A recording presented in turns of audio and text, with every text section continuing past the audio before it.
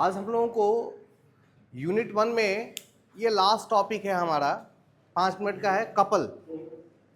ठीक ना, हम लोगों ने मोमेंट देखा था और आज हम लोगों को क्या क्या देखना है, कपल देखना है। कपल में क्या है समझे, कपल बेसिकली रोटेशन क्रिएट करता है। कपल से क्या जनरेट होता है, रोटेशन जनरेट होता है।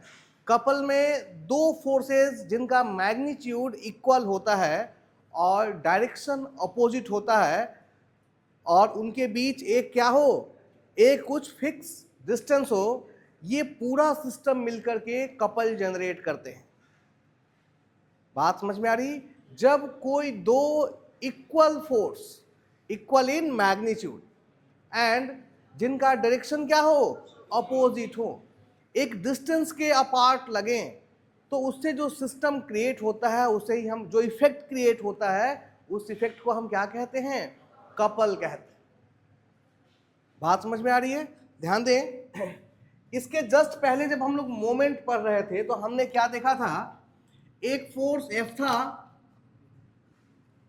इस फोर्स का किसी पॉइंट पर क्या इफेक्ट होगा ये हम लोगों ने निकाला था, जो इससे एक डिस्टेंस कितने पे था, D1 पे था या D डिस्टेंस पे था। पॉइंट A पर इस फोर्स के इफेक्ट को हमने देखा था, तथा इस फोर्स के लाइन ऑफ एक्शन से पॉइंट A की दूरी कितनी थी भाई, D।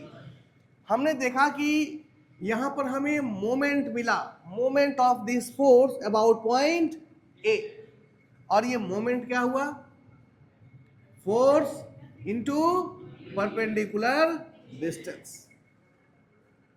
ठीक ना, इसे हम लोगों ने मोमेंट कहा, और वो इस पॉइंट पर एक टर्निंग इफेक्ट क्रिएट कर रहा था। कैसा इफेक्ट भाई, टर्निंग इफेक्ट। और यहां पर इस सेंस में देखें तो ये कैसा क्रिएट करेगा, क्लॉकवाइज क्रिएट कर रहा है। ठीक है, यहां मोमेंट में एक फोर्स है, लेकिन कपल में कितने फोर्स हो जाएंगे भाई, दो फोर्सेस हो जाएंगे। कपल में कितने फोर्स होंगे, दो। इसमें ध्यान दें,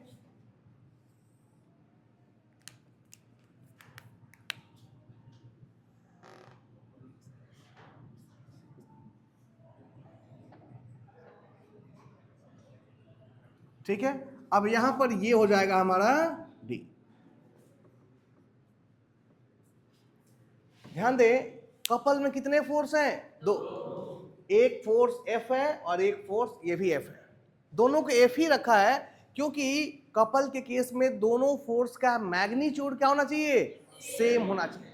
इसीलिए दो फोर्स F लिए हैं, लेकिन direction should must be opposite. एक इस डायरेक्शन में है तो दूसरा इस डायरेक्शन। दोनों पैरेलल फोर्स है, ध्यान रहे, कपल के लिए फोर्स क्या चाहिए, पैरेलल फोर्स चाहिए होंगे, ताकि जब इनको हम नेट सम करें, कपल में जो फोर्सेस लग रहे हैं, यदि हम इनको ऐड करें तो वैल्यू रिजल्टेंट कितना आएगा भाई, 0, बिकॉज दोनों फोर्स का मैग्नीट्यूड कितना है, एक समान है, और डायरेक्शन अप।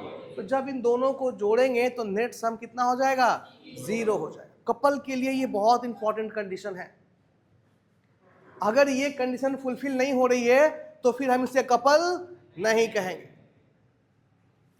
दोनों फोर्स को जोड़ने पर नेट सम कितना आना चाहिए, 0 आना चाहिए। बात समझ में आ रही है? सो ये और ये दो फोर्स लग रहे हैं जिनका मैग्नीट्यूड सेम है और डायरेक्शन अपोजिट है, और दोनों के बीच का जो डिस्टेंस है वो कितना है, इस डिस्टेंस को भी हम परपेंडिकुलर डिस्टेंस कह सकते हैं। क्योंकि ये दोनों लाइन क्या होंगी, पैरेलल होंगी, तो इनके बीच का जो लाइन होगा ये हमेशा क्या होगा, परपेंडिकुलर होगा। ठीक ना, तो ये हमें एक क्या देगा, कपल देगा। अब कपल भी फिर से दो तरह के होंगे। कपल भी कितने तरह के होंगे, क्लॉकवाइज एंड एंटी क्लॉकवाइज। अगर ध्यान से देखें तो ये कपल किस तरह का जनरेट कर रहा है, क्लॉक। कुछ नहीं करना है, बीच में एक डंडा रख दिया, इस डंडे को एक फोर्स, एक रस्सी इधर खींच रही है और दूसरा रस्सी इधर खींचे, तो डंडा किधर घूमेगा, क्लॉकवाइज डायरेक्शन। और अगर डायरेक्शन फोर्स का अपोजिट कर दें, इसको नीचे और इसको ऊपर कर दें, तो ये क्या बन जाएगा हमारा, एंटी क्लॉकवाइज बन जाएगा।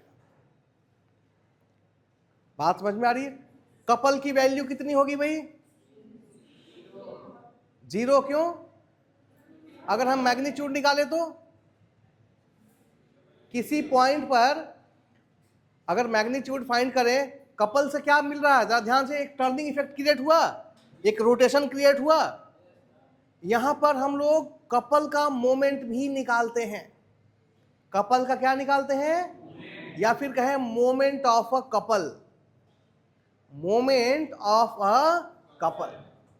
मोमेंट कैसे निकालते थे भाई? अभी हमने सीखा, फोर्स इनटू परपेंडिकुलर डिस्टेंस। तो यहां भी मोमेंट कैसे निकालेंगे? सेम रहेगा, फोर्स इनटू परपेंडिकुलर डिस्टेंस। कोई डिफरेंस नहीं। आइए निकाल के देखते हैं, ठीक ना। सीखने के लिए सपोज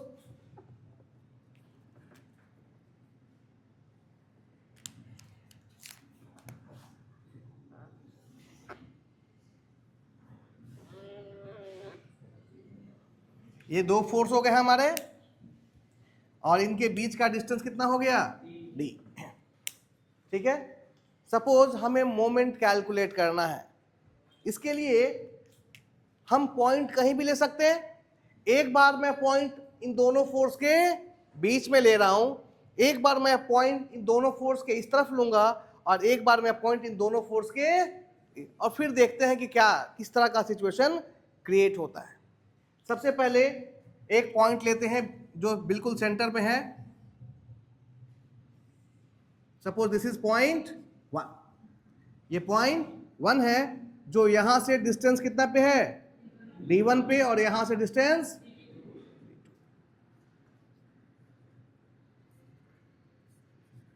ठीक है।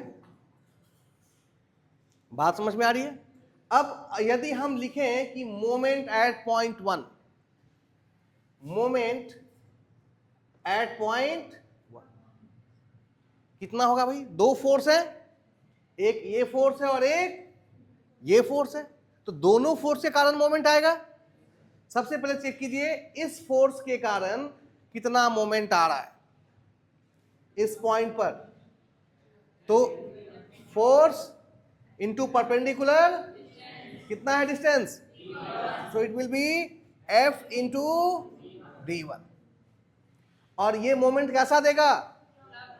1 के ऊपर ये क्लॉकवाइज बनेगा। Now think about second force. ये फोर्स नीचे लग रहा है, और यहां से परपेंडिकुलर डिस्टेंस कितना है? d2। तो ये फोर्स 1 के ऊपर कैसा मोमेंट जनरेट करेगा? एंटी क्लॉकवाइज करेगा भाई साहब। हाँ जी, क्लॉकवाइज करेगा ना। ध्यान से देखें, यहां पे निकालना है तो इसको यहां लगा दिया, और ये फोर्स किस दिशा में लग रहा है? नीचे। तो ये किधर घुमाएगा? क्लॉकवाइज डायरेक्शन में। क्लॉकवाइज डायरेक्शन का मतलब साइन क्या रहेगा? प्लस ही रहेगा। यहां पर sine plus F into d2। Clear है? कोई डाउट? अब देखिए जरा, ये क्वेश्चन क्या आ जाएगा? F d1 plus that is F into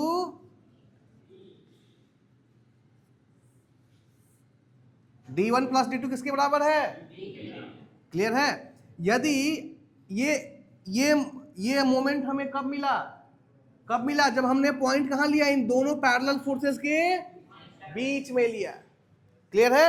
अब क्या करते हैं? पॉइंट को चेंज कर देते हैं।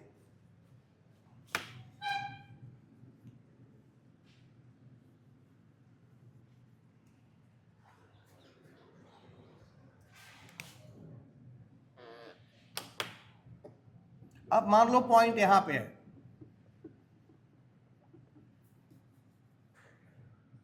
दिस इज पॉइंट नंबर 2, ठीक ना। पॉइंट नंबर 2 पे हमें मोमेंट कैलकुलेट करना है। किसके किसके कारण? इस फोर्स के कारण, और चूंकि ये तो एक कपल है ना, ये है क्या? एक कपल है, और इस कपल में कितने फोर्सेस हैं? दो, जिनका मैग्नीट्यूड सेम है बट डायरेक्शन क्या है? अपोजिट है। तो पहली बार हम यहां सपोज इसके लिए हमको डिस्टेंस चाहिए, परपेंडिकुलर डिस्टेंस चाहिए होगा। सपोज यहां से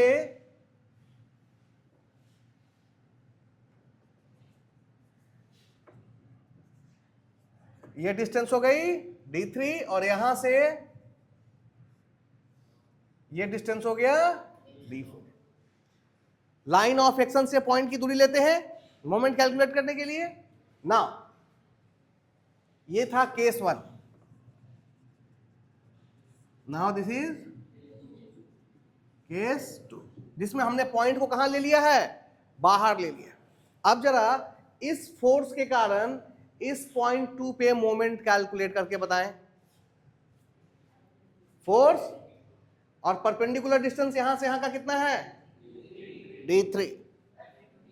तो ये हो जाएगा moment at point 2 F into d3 और ये डायरेक्शन क्या देगा यहां पे, क्लॉकवाइज। नाउ अब ये जो फोर्स है सेकेंड वाला, इसके कारण इस पॉइंट पर मोमेंट कैलकुलेट करें, बताएं। Force F into perpendicular distance d4, direction, हाँ जी, यहां पर ये कैसे घुमाएगा, एंटी क्लॉकवाइज। तो यहां साइन क्या हो जाएगा, F इंटू d4, ये आएगा। अब जरा देखें, moment at point 2 is equal to F common d3 minus F into d3 में से d4 को माइनस कर दो, क्या बचेगा, क्लियर है। यानी पॉइंट अंदर था तो भी मैग्नीट्यूड मोमेंट का सेम था, कपल के कारण कैलकुलेट कर रहे हैं। पॉइंट जब बाहर गया तो भी वैल्यू क्या रही, सेम। चलो एक बार इधर रख के देखते हैं, इधर रखने से क्या आता है। अब हमने पॉइंट तीसरा ले लिया यहां पे, दिस इज पॉइंट नंबर 3। ये डिस्टेंस में ले लेता हूं d5 और ये डिस्टेंस में ले लेता हूं d6। इस फोर्स से d6, इस फोर्स से d5। एंड अब हम ले लेते हैं केस 3।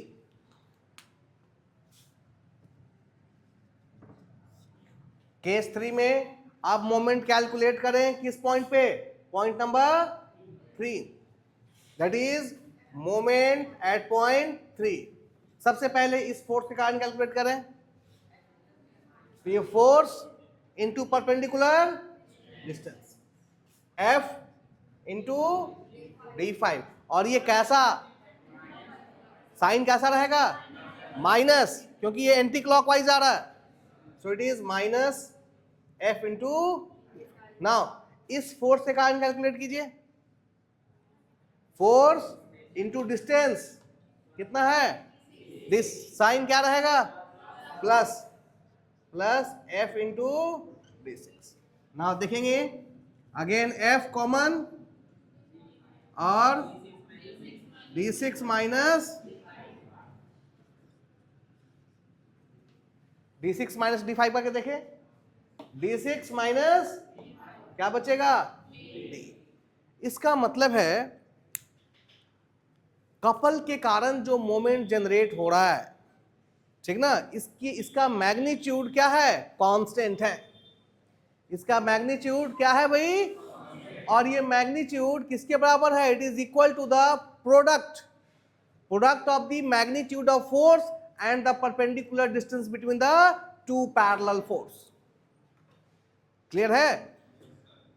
कपल के कारण जो भी मोमेंट जनरेट होता है, कपल के कारण, इसको आप मोमेंट भी कह सकते हैं और रोटेशनल इफेक्ट भी कह सकते हैं, क्योंकि ये क्या करेगा, रोटेट करा रहा है ना, किसी भी पॉइंट पर क्या दे रहा है, एक रोटेशनल इफेक्ट जनरेट कर रहा है। तो इसकी वैल्यू हमेशा क्या रहेगी, कांस्टेंट रहेगी, क्योंकि आप देख रहे हैं हर केस में F into D, F into, यानी इसका मैग्नीट्यूड, दैट इज वैल्यू जो आएगी, that is always a constant value. और ये वैल्यू डिपेंड किस पे करेगी, सिर्फ दो लोगों पे, फोर्स का मैग्नीट्यूड और distance, perpendicular distance between the parallel forces, जो पैरेलल फोर्स लग रहे हैं इनके बीच का जो परपेंडिकुलर डिस्टेंस है उस पर निर्भर करेगा।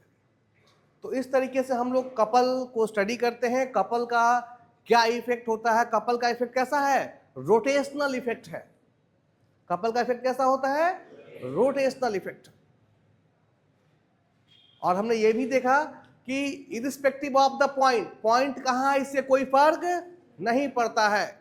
यदि हम किसी कपल के द्वारा मोमेंट कैलकुलेट कर रहे हैं तो उसकी वैल्यू हमेशा क्या रहेगी? सेम रहेगी। पॉइंट कहाँ पे है इससे कोई फर्क नहीं पड़ता। ठीक है जी। तो इसके साथ आपका यूनिट 1 100% कवर हो चुका है और यही यूनिट 1 आपका सिलेबस होगा पहले टेस्ट का। ठीक है, किसी को कोई भी डाउट है तो पूछ सकता है। बात समझ में आ रही है?